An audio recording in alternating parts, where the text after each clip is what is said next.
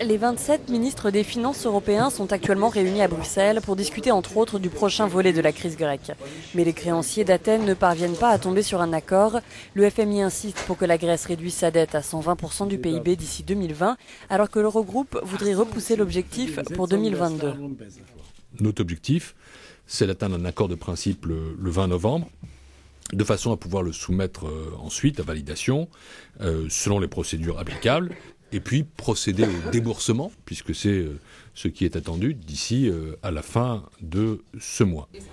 Autre discussion, une nouvelle réduction du montant de la dette grecque. L'Allemagne, le plus grand contributeur au fonds de sauvetage européen, ne soutient pas cette idée. Nous avons besoin d'un mécanisme fiable pour parvenir à mettre en place ce qui a été déclaré. Il ne s'agit pas de méfiance envers le gouvernement grec, mais de tirer les leçons de l'expérience que nous avons acquise au cours des dernières années.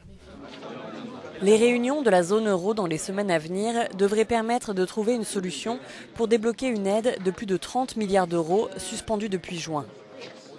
Les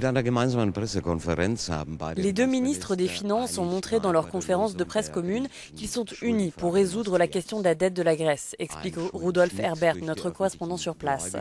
Il ne sera de toute façon certainement pas question d'une réduction pour les créanciers publics, mais reste à savoir quels mécanismes seront utilisés pour donner à la Grèce plus de temps sans avoir recours à un nouveau plan de sauvetage.